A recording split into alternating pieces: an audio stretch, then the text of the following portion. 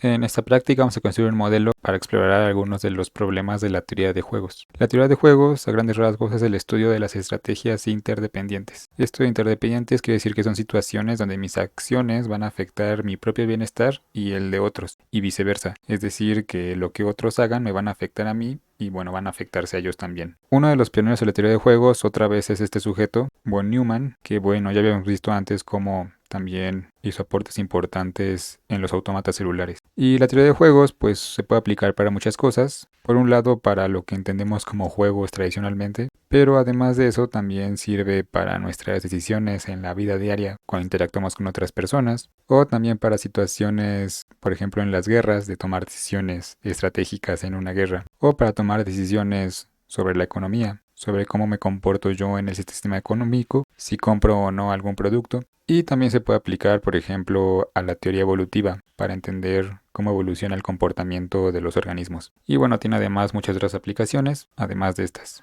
Uno de los problemas más famosos dentro de la teoría de juegos pues es este del dilema del prisionero. El problema va algo así. Supongamos que tenemos un Oxxo y hay un par de sujetos que están pensando en robar el Oxxo. Entonces pues deciden que sí lo van a robar y pues se meten al Oxxo. Sin embargo pues llega la policía y los detiene, los agarra infraganti y bueno se los llevan al corralón. Entonces ahí están en sus celditas. Y bueno, la policía pues quiere meterlos a la cárcel la mayor cantidad de tiempo posible, dado que ellos saben que querían robar el Oxxo. Sin embargo solamente tienen evidencia de que entraron, pero no tienen evidencia de que hayan robado. Entonces pues se pregunta aquí el policía cómo le hago para que confiesen. Y entonces pues él dice, van, los voy a interrogar por separado y hacer que confiesen. Entonces primero agarra el primero que va a ser el Greñas y se pone ahí a interrogarlo, pero le propone algo. Le dice, bueno, si ninguno de los dos confiesa, entonces los dos van a estar en la cárcel durante un mes. Y bueno, además le dice, en caso de que tú, el Greñas, confiesas, pero tu compa no, entonces tú vas a salir libre y él se va a quedar 12 meses en la cárcel. Y bueno, en el caso de que fuera al revés, ocurriría lo contrario. Si el compa confiesa, pero el Greñas no confiesa, entonces el compa va a salir libre y el Greñas se va a quedar 12 meses en la cárcel. Y finalmente le dice que si ambos confiesan, entonces ambos se van a quedar durante 8 meses en la cárcel. Y bueno, entonces termina de interrogar a Greñas, ese regresa a su celda y saca al pelón y le dice al pelón pues lo mismo. Le propone exactamente las mismas condiciones. Y bueno, lo manda de regreso a su celda. Entonces, bueno, ¿qué deben de hacer? ¿Deben confesar o quedarse callados? Para analizar esto, generalmente se parte de estas matrices, donde pues en un lado vamos a poner las posibles acciones o estrategias que puede seguir el primer jugador, que en este caso es nuestro ladrón 1, el Greñas, que bueno, se puede quedar callado o puede confesar. Y en otro lado vamos a tener aquí en las columnas lo que puede hacer el segundo jugador, nuestro ladrón 2, que puede ser quedarse callado o confesar. Y aquí en la matriz vamos a poner la recompensa que obtiene cada jugador en cada situación. Entonces para el ladrón 1 si se queda callado y también el otro se queda callado, entonces ambos se quedaban un mes en la cárcel. Entonces pues va a perder un mes de su vida. Va a tener aquí un -1. En caso de que el ladrón 1 también se quedara callado, pero que el otro confesara, quedamos que se iba a quedar un año completo, 12 meses. Entonces, pues pierde 12 meses de su vida. Y bueno, si el ladrón 1 confiesa y el otro se queda callado, él salía libre, 0 meses, perdía. Y si ambos confesaban, se quedaban 8 meses, pierde 8 meses. Y para el ladrón 2 tendríamos que hacer lo mismo. Si él se queda callado y el otro callado, entonces se queda un mes, como el otro. En caso de que él se quede callado y el otro confiesa, se queda 12 meses. En caso de que él confiese y el otro se quede callado, pues sale libre. Y en caso de que él confiese y el otro también, entonces ambos se quedan 8 meses. Y en la teoría de juegos tradicional generalmente suponemos pues que los individuos son racionales y que a ellos solamente les importa pues maximizar su propio beneficio, es decir, solo les importan a ellos mismos. En este caso ellos quieren minimizar el tiempo que pasan en la cárcel. Entonces para analizar esto vamos primero por cada jugador. Para el ladrón 1 tenemos que ver qué ocurre dado lo que podría decidir el otro jugador. Entonces pues el primer jugador razonaría de la siguiente manera. Si él sabe que su compa se va a quedar callado, entonces pues analizaría que lo que le conviene pues va a ser confesar, porque en ese caso va a estar 0 meses en la cárcel. Entonces pues le conviene evidentemente confesar. Y luego vería qué ocurre en el caso contrario. Si el otro ladrón resulta que va a confesar, si él sabe que va a confesar, entonces lo que le convendría para reducir su tiempo en la cárcel sería, pues, también confesar. Entonces, pues esto implicaría que este primer jugador, si tomara las decisiones de manera racional y solamente pensara en sí mismo, va a decidir confesar. Para el segundo jugador tendríamos que hacer exactamente lo mismo. Veríamos que le da un mayor beneficio dadas las decisiones que podría tomar el otro. Entonces, si se queda callado el primero, lo que le conviene, pues en este caso es confesar para salir inmediatamente de la cárcel. Y si sabe que el otro va a confesar, entonces le conviene pues también confesar para solamente estar 8 meses y no el año completo. Entonces, pues ese también va a decidir que va a confesar. Entonces, nuestro análisis concluiría que si ambos jugadores toman las decisiones siguiendo pues este supuesto de que solamente les importan ellos mismos, entonces lo que decidirían sería confesar ambos. Y bueno, esto es un poco paradójico porque pues aquí evidentemente si toman esta decisión estarían más tiempo en la cárcel que si ambos hubieran cooperado y se hubieran quedado callados. Entonces pues salga la pregunta, ¿no? ¿Por qué no cooperar y quedarse callados y así quedarse menos tiempo?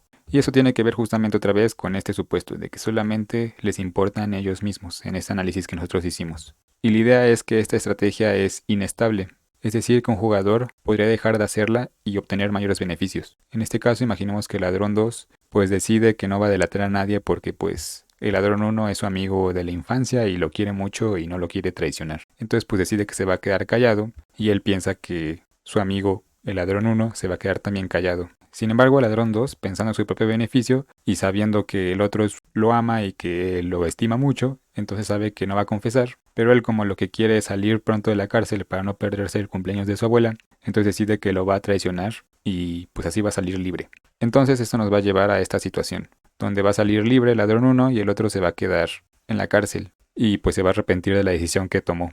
Entonces esta condición no es estable. Un cambio en la decisión nos va a llevar a una que va a maximizar al otro y hacer que el otro salga perdiendo. Entonces, pues cooperar no es una condición estable, dado que un jugador podría mejorar sus resultados si decide traicionar y confesar.